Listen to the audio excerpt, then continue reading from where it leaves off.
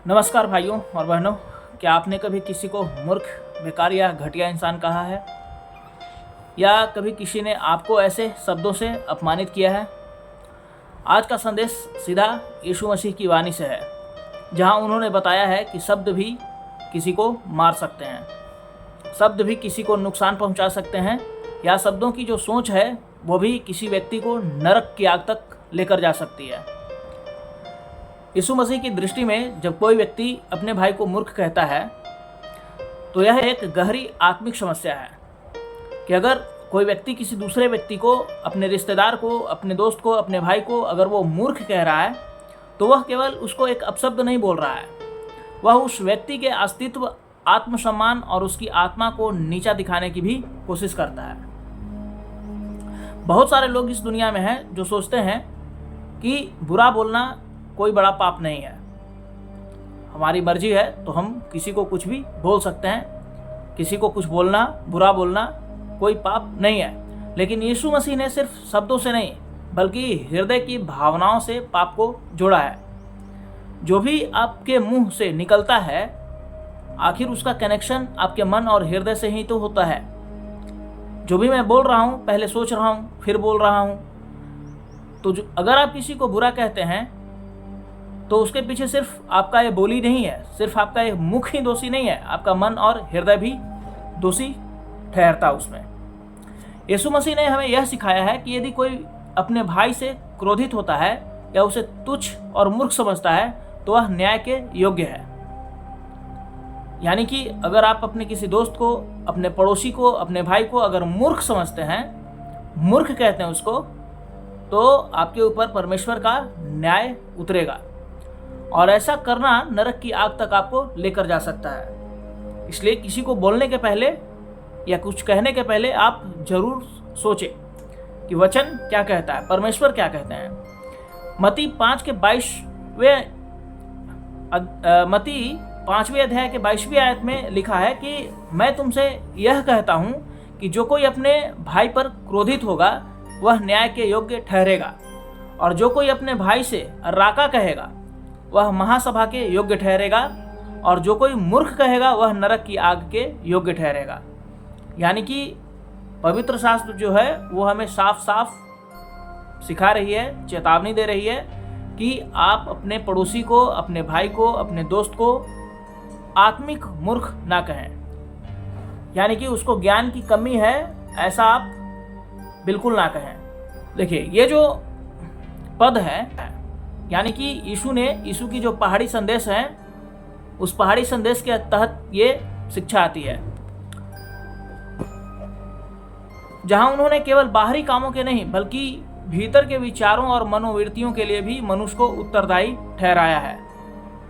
अगर कोई मनुष्य बाहर से कुछ और है, अंदर से कुछ और है, तो परमेश्वर आपके हृदय को जांचता है। मनुष्य जो है वो मुंह को देखता है, लेकिन परमेश्वर हमारे हृदय और मन को जांचता है। देखिए राका जो है एक अरामी भाषा का शब्द है जिसका मतलब होता है खाली दिमाग वाला।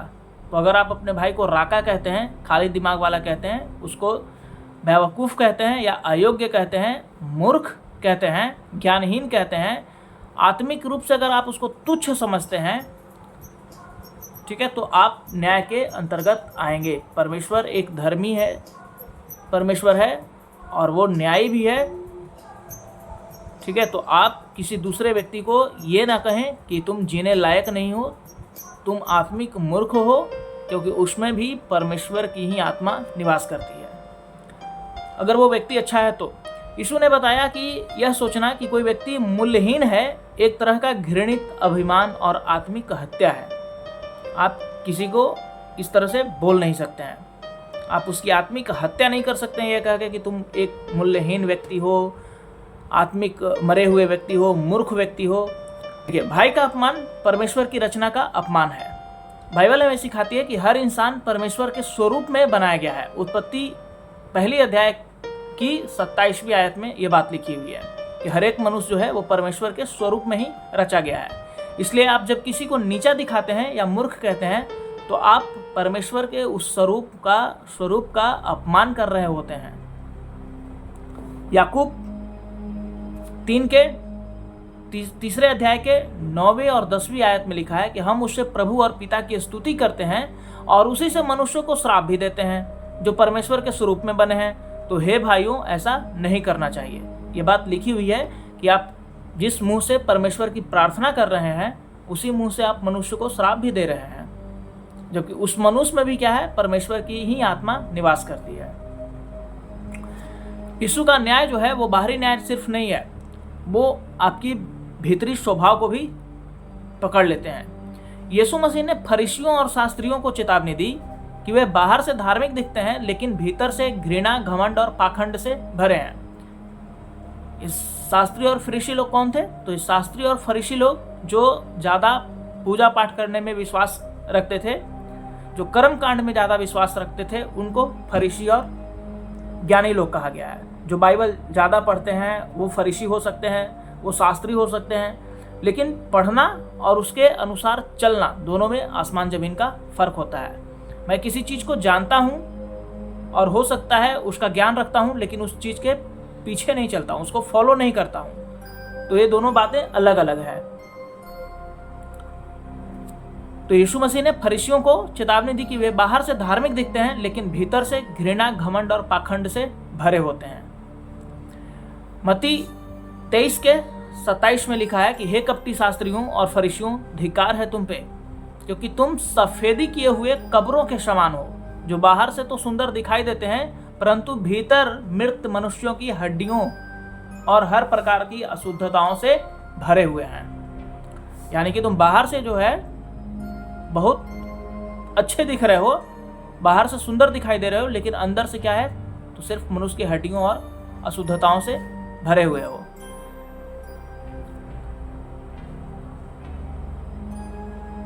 घृणा और उपेक्षा से जन्म लेता है पाप।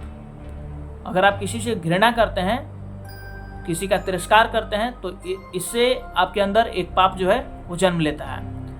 यूहन्ना 3 के 15वीं आयत में लिखा है कि जो कोई अपने भाई से बैर रखता है वह हत्यारा है, और तुम जानते हो कि किसी हत्यारे में अनंत जीवन नहीं रहता। यानी कि यहाँ सिर्फ भाई की बात नहीं कही गई है, पड़ोसी, तुम्हारा मित्र, सब पे लागू होता है। तो अगर आप किसी से बैर रखते हो, जानबूझकर, इंटेंशनली, डेलिबरेटली अगर आप किसी से बैर रखते हैं, तो फिर आपके अंदर अनंत जीवन नहीं रहता है।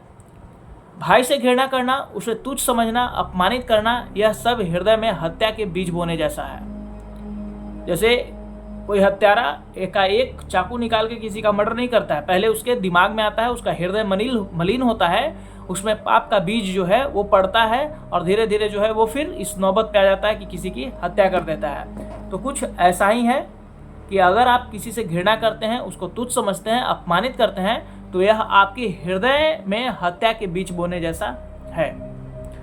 जबकि यीशु मसीह क्या सिखाते हैं? यीशु मसीह जो है प्रेम और क्षमा का मार्ग उस लोगों को सिखाते हैं। यीशु मसीह ने क्या कहा? यूहन्ना 13वीं अध्याय के 34वीं और 35वीं 34-35 आयत में लिखा है कि मैं तुम्हें एक नई आज्ञा देता हूं कि एक दूसरे से प्रेम रखो जैसा कि मैंने तुमसे प्रेम रखा है। उनका प्रेम बिना शर्त का था।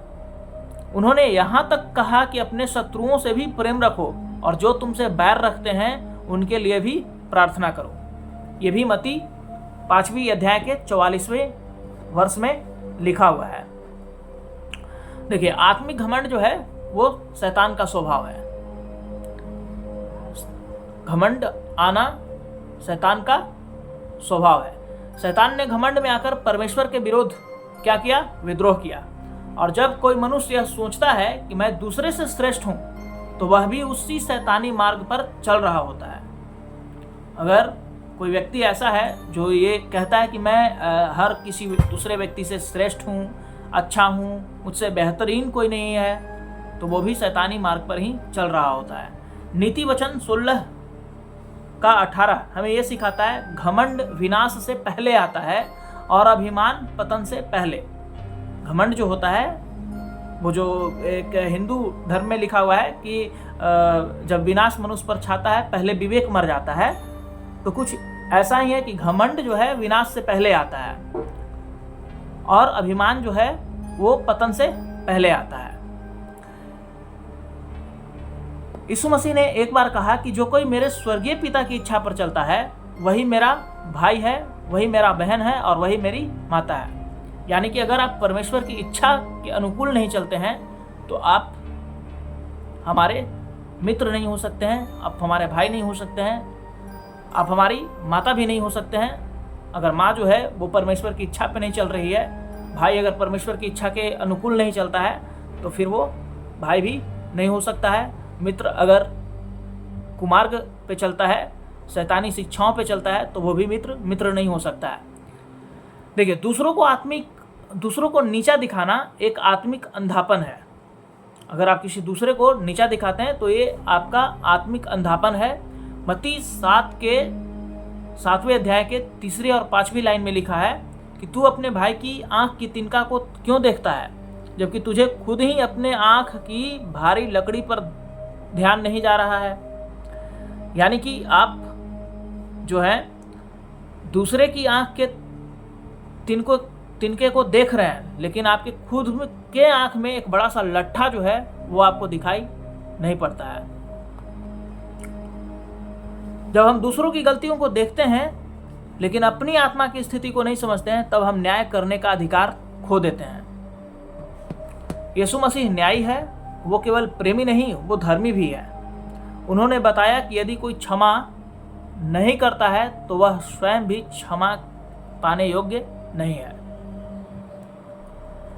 मत्ती 6 अध्याय के 15वीं आयत कहती है कि यदि तुम मनुष्यों के अपराध को क्षमा नहीं करोगे तो तुम्हारा स्वर्गीय पिता भी तुम्हारे अपराधों को क्षमा नहीं करेगा।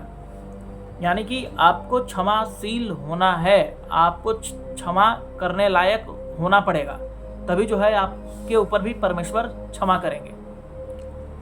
अनुग्रह और आशीष जो है आपके ऊपर तभी आएगी जब आप क्षमावान होंगे। देखिए, गलातियों 6:7 में लिखा है कि धोखा ना खाओ, परमेश्वर ठट्ठों में नहीं उड़ाया जाता। जो कोई बोएगा वही काटेगा। जो अपमान बोते हैं वे दुख और न्याय काटते हैं। यानी कि अगर आप परमेश्वर की नज़र में अपमान बो रहे हैं तो आपको दुख मिलेगा और आप फिर उसके न्याय को भी काटेंगे। जो प्रेम, दया और क्षमा बोते हैं वे अनंत जीवन पाते हैं। जब कोई आपको मूर्ख कहे, बदले में आप उसको गाली मत दो। पतरस 3 अध्याय के 9वीं लाइन में लिखा है। उस व्यक्ति के लिए क्या करना है? प्रार्थना करना है। अपने आत्मसम्मान को मसीह में पहचानो, मनुष्यों में नहीं। यानी कि संसारिक जो मनुष्य है उसके जैसा आपको नहीं बनना है, आपको आत्मिक बनना है, यीशु मसीह के जैसा बनना है। परमेश्वर चाहते हैं कि जितने भी यीशु मसीह के चेले हैं या यीशु मसीह के जो फॉलोवर हैं वो खुद यीशु मसीह के जैसे बन जाएं। क्षमा करो लेकिन जुल्म के खिलाफ आवाज भी उठाओ। आपको क्षमावान होना है, लेकिन अगर कहीं पर जुल्म हो रहा है तो उसके खिलाफ आपको आवाज भी उठानी चाहिए। यीशु मसीह ने यह स्पष्ट कर दिया कि घृणा, तिरस्कार, उपेक्षा आत्मा को मृत्यु की ओर लेकर जाते हैं। घृणा, तिरस्कार, उपेक्षा जो है आत्मा को मृत्यु की तरफ ले जाते हैं, जबकि प्रेम, दया और सम्मान जो है अनंत जीवन की ओर लेकर जाते हैं। इसलिए आपको प्रेम करना है, लोगों से दयावान होना है, लोगों को सम्माननीय नज़र से देखना है। जब हम दूसरों को मूर्ख और बेकार या तुच्छ समझते हैं तो हम उस न्याय के निकट आ जाते हैं जो नरक की आग तक हमें लेकर जाता है। तो आइए एक अंतिम प्रार्थना करते हैं। हे परमेश्वर, मुझे वह हृदय दे जो अपने भाई को प्रेम करे, अपने दोस्तों को प्रेम करे, अपने रिश्तेदारों को, अपने परिवारों को प्रेम करे, न कि तिरस्कार करे। मुझे नम्र बना ताकि मैं दूसरों को तुच्छ न समझूं, और मुझे वह आंखें दें जो तेरी रचना में तेरा स्वरूप देख सके। प्रभु यीशु के नाम में इस चीज को हम मांगते हैं, आमीन। सभी लोगों को गॉड ब्लेस यू।